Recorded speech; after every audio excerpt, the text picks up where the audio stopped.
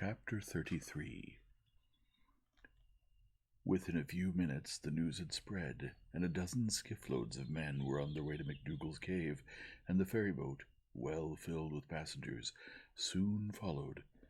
Tom Sawyer was in the skiff that bore Judge Thatcher. When the cave door was unlocked, a sorrowful sight presented itself in the dim twilight of the place. Injun Joe lay stretched upon the ground, dead, with his face close to the crack of the door, as if his longing eyes had been fixed to the latest moment upon the light and the cheer of the free world outside. Tom was touched, for he knew by his own experience how this wretch had suffered.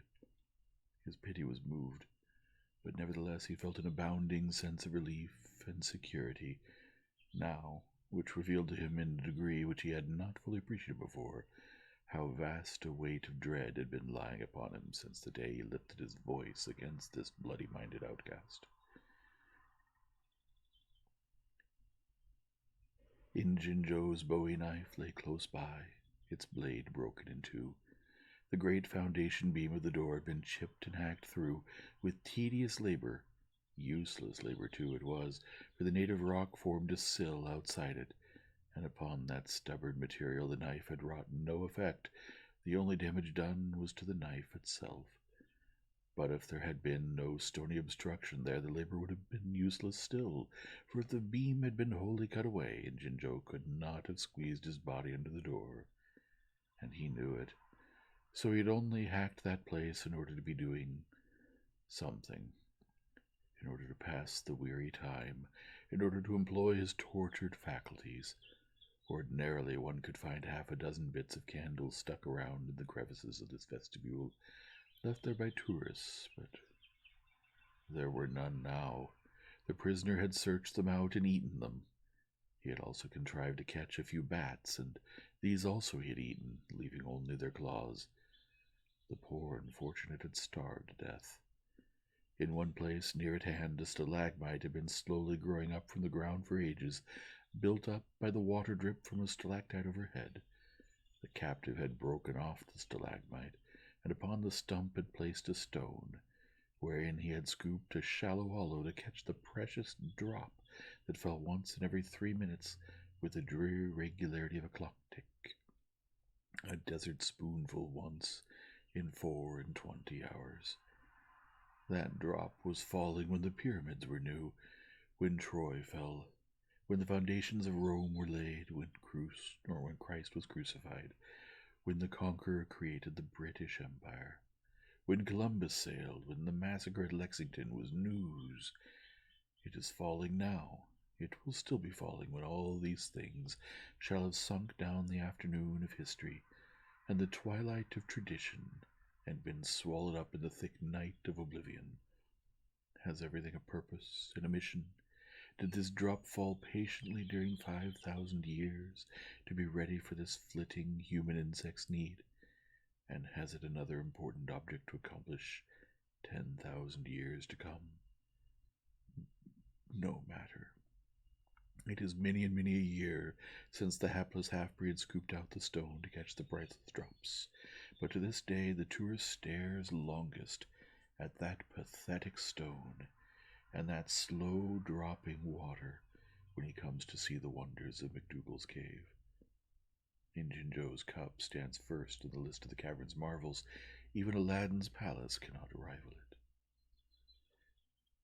it. Injun Joe was buried near the mouth of the cave, and people flocked there in boats and wagons from the towns and from all the farms and hamlets for 7 miles around. They brought their children and all sorts of provisions, and confessed that they had had almost as satisfactory a time at the funeral as they could have had at the hanging.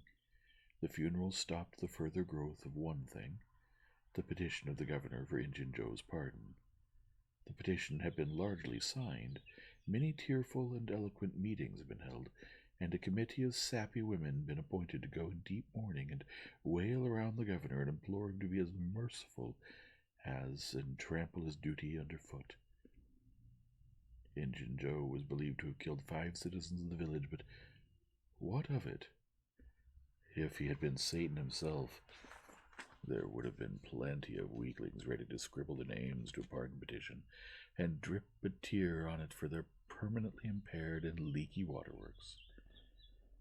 The morning after the funeral, Tom took Huck to a private place to have an important talk. Huck had learned all about Tom's adventure from the Welshman and the Widow Douglas by this time, but Tom said he reckoned there was one thing that they had not told him. That thing was what he wanted to talk about now. Huck's face saddened. He said, "I know what it is. You got in number 2 and never found anything but whiskey. Nobody told me it was you, but I just knowed it must have been you, soon as I heard about that whiskey business, and I knowed you hadn't got the money, because you'd have got at me somewhere or other and told me even if you was a mum to everybody else. Tom, something's always told me we'd never got hold of that swag." "Why, Huck, I never told on that tavern keeper. You know his tavern was all right the Saturday I went to the picnic. Don't you remember you was there to watch that night?" "Oh, yeah. Why, it seems about a year ago it was, like that very night that I followed Injun Joe to the Widder's." "You followed him?" "Yes, but you keep mum. I reckon Injun Joe's left friends behind him, and I don't want him souring on me and doing me mean tricks. If it hadn't been for me, he'd have been down in Texas now, all right." Then Huck told his entire adventure in confidence to Tom, who had only heard of the Welshman's part of it before. "Well," said Huck, presently coming back to the main question, "whoever nipped the whiskey in number 2 nipped the money, too, I reckon. Anyways, it's a goner for us, Tom." "Huck, that money was never in number 2. "What?" Huck searched his comrade's face keenly. "Tom, have you got on the track of that money again?" "Huck, it's in the cave." Huck's eyes blazed. "Say it again, Tom." "The money's in the cave." "Tom, honest Injun now, is it fun or earnest?" "Earnest, Huck, just as earnest as ever I was in my life. Will you go in there with me and help get it out?" "I bet I will. I will if it's where we can blaze our way to it and not get lost." "Huck, we can do that without the least little bit of trouble in the world." "Good as wheat. What makes you think the money's—" "Huck, you just wait till we get in there. If we don't find it, I'll agree to give you my drum, and everything I've got in the world I will, by jings." "All right. It's a whiz. When do you say?" "Right now, if you say it. Are you strong enough?" "Is it far in the cave?" "I've been on my pins a little, 3 or 4 days now. But I can't walk more'n a mile, Tom. At least I don't think I could." "It's about 5 mile into there, the way anybody but me would go, Huck. But there's a mighty short cut that they don't anybody but me know about, Huck. I'll take you right to it in a skiff. I'll float the skiff down there, and I'll pull it back again all by myself. You need never turn your hand over." "Just start right off, Tom." "All right. We want some bread and meat and our pipes, and a little bag or two, and 2 or 3 kite strings, and some of these newfangled things they call lucifer matches. I tell you, many's the time I wish I'd had some when I was in there before." A trifle after noon, the boys borrowed a small skiff from a citizen who was absent, and got under way at once. When they were several miles below Cave Hollow, Tom said, "Now you see this blue stuff here? It looks all alike, all the way down from the cave hollow. No houses, no wood yards, bushes all alike. But you see that white place up yonder where there's been a landslide? Well, that's one of my marks. We'll get ashore now." They landed. "Now, Huck, where we're standing, you could touch that hole I got out of with a fishing pole. See if you can find it." Huck searched all the place about and found nothing. Tom proudly marched into a thick clump of sumac bushes and said, "Here you are. Look at it, Huck. It's the snuggest hole in this country. You just keep mum about it. All along I've been wanting to be a robber, but I knew I'd got to have a thing like this, and where to run across it was the bother. We've got it now, and we'll keep it quiet, only we'll let Joe Harper and Ben Rogers in, because of course there's got to be a gang, or else there wouldn't be any style about it. Tom Sawyer's Gang. Sounds splendid, don't it, Huck?" "Well, it just does, Tom. And who will we rob?" Oh, most anybody. Waylay people, that's mostly the way. And kill them? No, not always. Hide them in the cave till they raise a ransom. What's a ransom? Money. Make them raise all they can, often their friends, and after you've kept them a year, if it ain't raised, then you kill them. That's the general way. Only you don't kill the women. You shut up the women, but you don't kill them. They're always beautiful and rich and awfully scared. You take their watches and things, but you always take your hat off and talk polite. They ain't anybody as polite as robbers, you see. You'll see that in any book. Well, the women get to loving you, and after they've been in the cave a week or 2 weeks, they stop crying, and after that you couldn't get them to leave. If you drove them out, they turn right around and come back. It's so in all the books. Why, it's a real bully, Tom. I believe it's better to be a pirate. Yes, it's better in some ways, because it's close to home and circuses and all that. By this time everything was ready, and the boys entered the hole, Tom in the lead. They toiled their way to the farther end of the tunnel, then made their spliced kite strings fast and moved on. A few steps brought them to the spring, and Tom felt a shudder quiver all through him. He showed Huck the fragment of candlewick perched on a lump of clay against the wall, and described how he and Becky had watched the flames struggle and expire.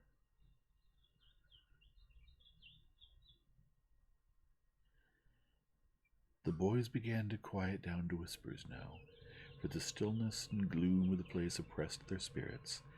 They went on, and presently entered and followed Tom's other corridor until they reached the jumping-off place. The candles revealed the fact that it was not really a precipice, but only a steep clay hill 20 or 30 feet high. Tom whispered, "Now I'll show you something, Huck." He held his candle aloft and said, "Look as far around the corner as you can. Do you see that? There in the big rock yonder, done with candle smoke? Tom, it's a cross. Now where's your number 2? Under the cross, eh? Right yonder's where I saw Injun Joe poke up his candle, Huck." Huck stared at the mystic sign a while, and then said with a shaky voice, "Tom, let's get out of here." "What? And leave the treasure?" "Yes, leave it. Injun Joe's ghost is round about there, certain." "No, it ain't, Huck. No, it ain't. It wouldn't have hinted the place where he died, away out of the mouth of the cave, 5 mile from here. No, Tom, it wouldn't. It would hang round the money. I know the ways of ghosts, and so do you." Tom began to fear that Huck was right. Misgivings gathered in his mind, but presently an idea occurred to him. "Looky here, Huck, what fools we're making of ourselves. Injun Joe's ghost ain't a-going to come around where there's a cross." The point was well taken. It had its effect. "Tom, I didn't think of that, but that's so. It's luck for us, that cross is. I reckon we'll climb down there and have a hunt for that box." Tom went first, cutting rude steps in the clay hill as he descended. Huck followed. 4 avenues opened out of the small cavern which the great rock stood in. The boys examined 3 of them with no result. They found a small recess in the one nearest the base of the rock, with a pallet of blankets spread down in it. Also an old suspender, some bacon rind, and the well-gnawed bones of 2 or 3 fowl. But there was no money box. The lads had researched this place, but in vain, Tom said. He said under the cross. Well, this comes nearest to being under the cross. It can't be under the rock itself, because that's set solid on the ground. They searched everywhere once more, and then sat down discouraged. Huck could suggest nothing. By and by, Tom said, "Looky here, Huck. There's footprints and some candle grease in the clay about one side of this rock, but not the other sides. Now what's that for? I bet you the money is under the rock. I'm going to dig in the clay." "That ain't no bad notion, Tom," said Huck with animation. Tom's real Barlow was out at once, and he had not dug 4 inches before he struck wood. "Hey, Huck, you hear that?" Huck began to dig and scratch now. Some boards were soon uncovered and removed. They had concealed a natural chasm which led under the rock. Tom got into this and held his candle as far into the rock as he could, but said he could not see to the end of the rift. He proposed to explore.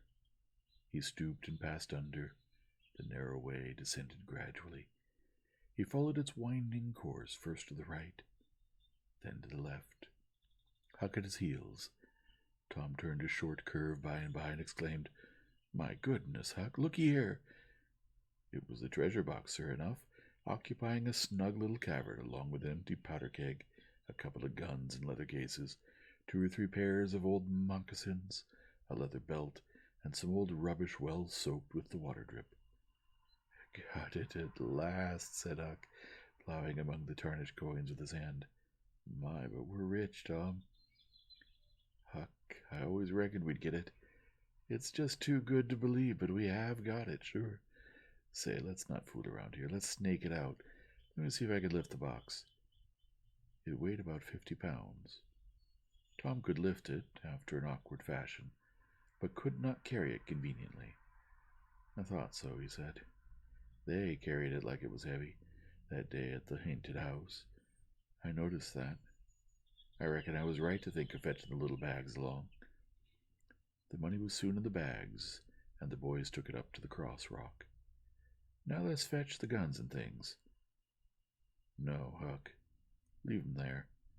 They're just the tricks to have when we go to robbing.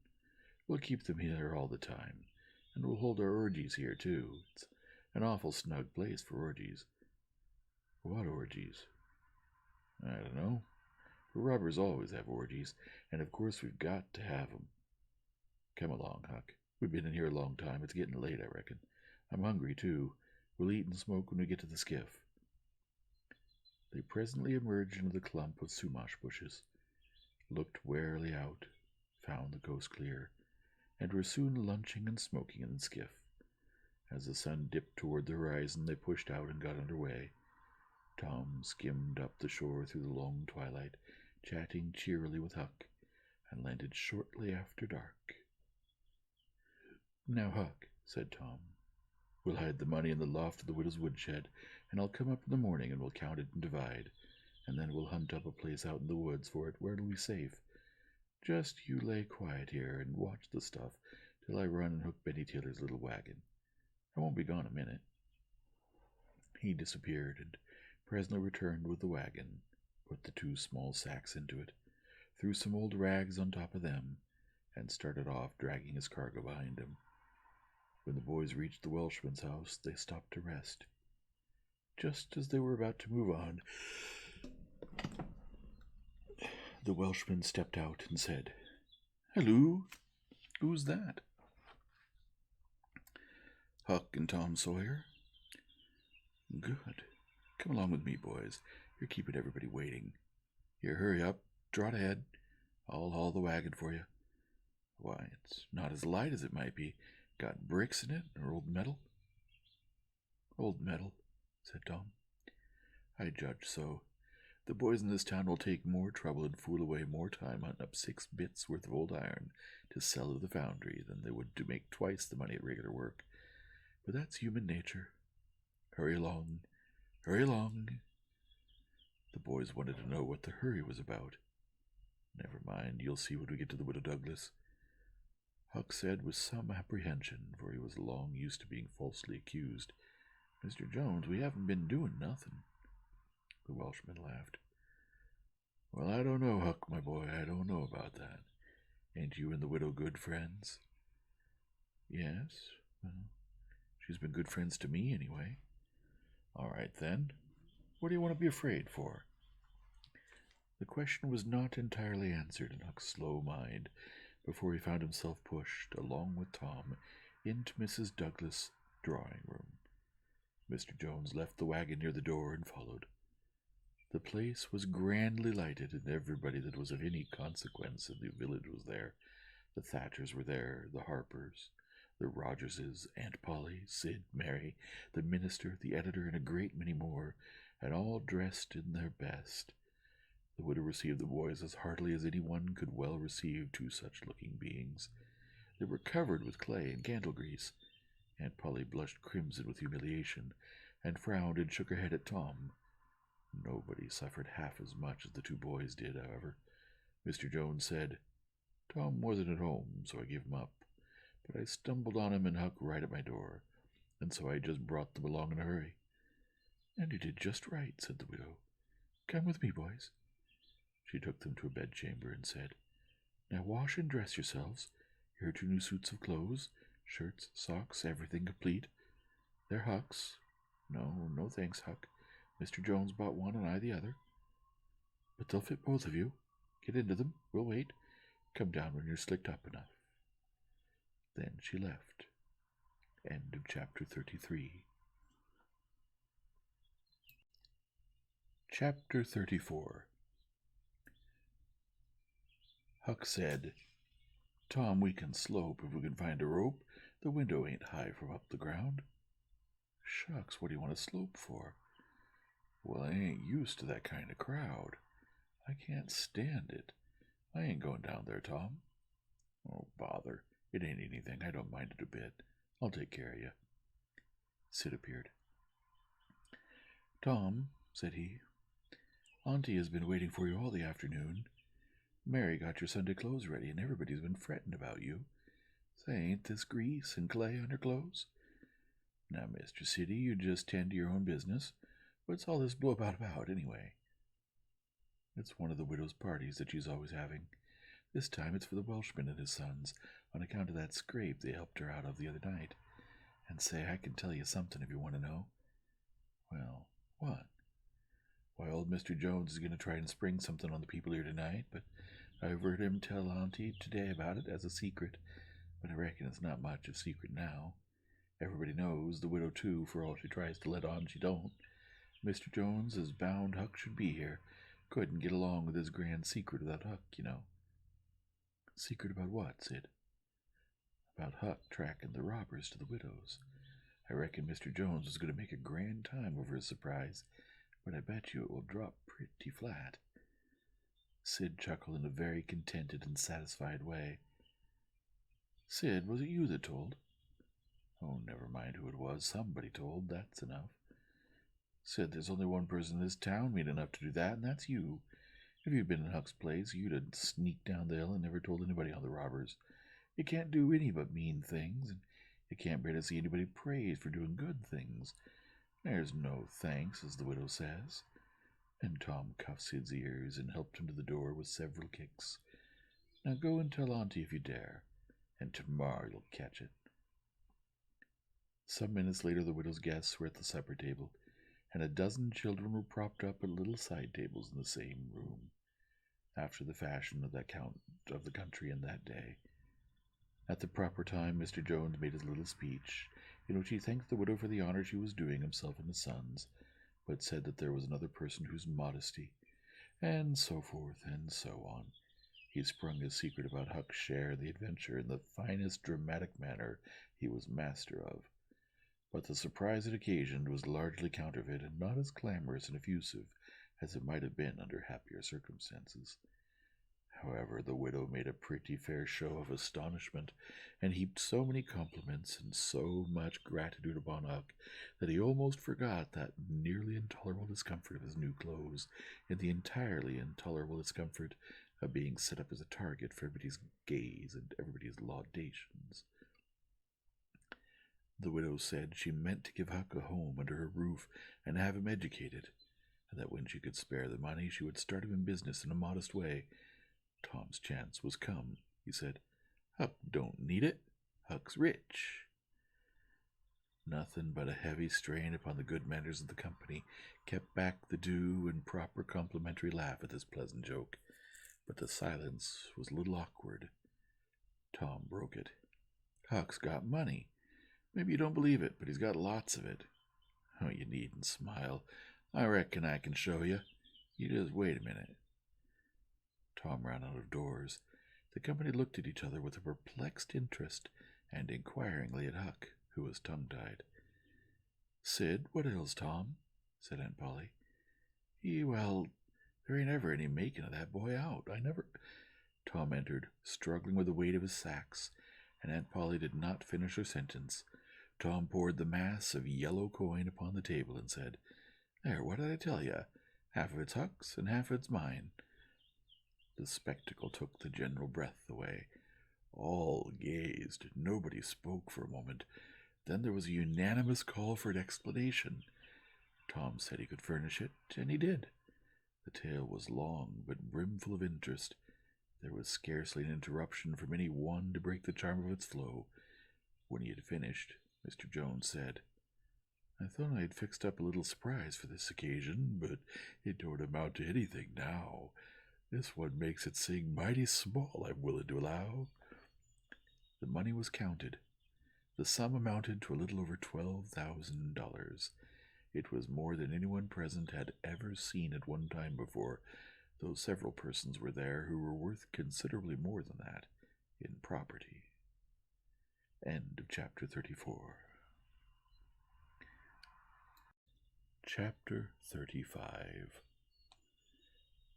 The reader may rest satisfied that Tom and Huck's windfall made a mighty stir in the poor little village of St. Petersburg.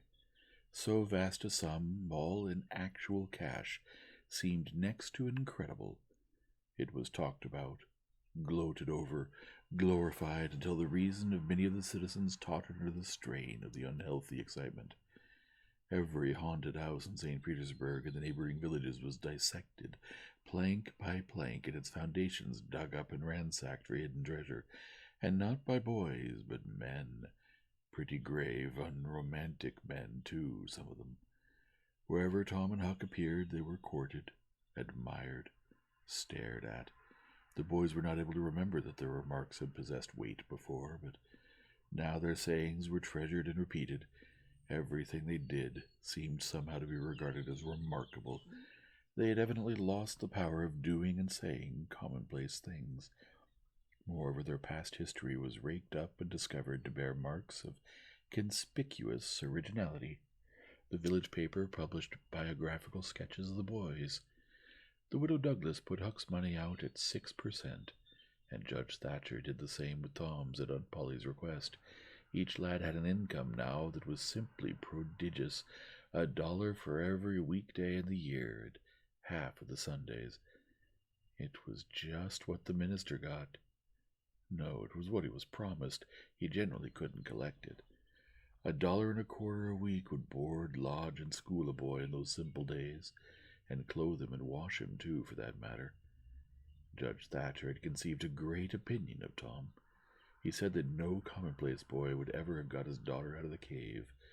When Becky told her father, in strict confidence, how Tom had taken her whipping at school, the judge was visibly moved, and when she pleaded grace for the mighty lie which Tom had told in order to shift that whipping from her shoulders to his own, the judge said with a fine outburst that it was a noble, a generous, a magnanimous lie, a lie that was worthy to hold up its head and march down through history, breast to breast with George Washington's lauded truth about the hatchet. Becky thought her father had never looked so tall and so superb as when he walked the floor and stamped his foot and said that. She went straight off and told Tom about it. Judge Thatcher hoped to see Tom a great lawyer or a great soldier some day. He said he meant to look to it that Tom should be admitted to the National Military Academy, and afterward trained at the best law school in the country, in order that he might be ready for either career, or both. Huck Finn's wealth, and the fact that he was now under the widow Douglas' protection, introduced him into society. No, dragged him into it, hurled him into it, and his sufferings were almost more than he could bear. The widow's servants kept him clean and neat, combed and brushed, and they bedded him nightly in unsympathetic sheets that had not one little spot or stain which he could press to his heart and know for a friend. He had to eat with a knife and fork. He had to use napkin, cup, and plate. He had to learn his book. He had to go to church. He had to talk so properly that speech was become insipid in his mouth, whithersoever he turned, and the bars and shackles of civilization shut him in and bound him hand and foot. He bravely bore his miseries 3 weeks, and then one day turned up missing. For 48 hours the widow hunted for him everywhere in great distress. The public were profoundly concerned. They searched high and low. They dragged the river for his body. Early the third morning Tom Sawyer wisely went poking among some old empty hogsheads down behind the abandoned slaughterhouse, and in one of them he found the refugee. Huck had slept there. He had just breakfasted upon some stolen odds and ends of food, and was lying off now in comfort with his pipe. He was unkempt, uncombed, and clad in the same old ruin of rags that had made him picturesque in the days when he was free and happy. Tom routed him out, told him the trouble he had been causing, and urged him to go home. Huck's face lost its tranquil content, and took a melancholy cast. He said, "Don't talk about it, Tom. I've tried it, and it don't work. It don't work. It ain't for me. I ain't used to it, Tom.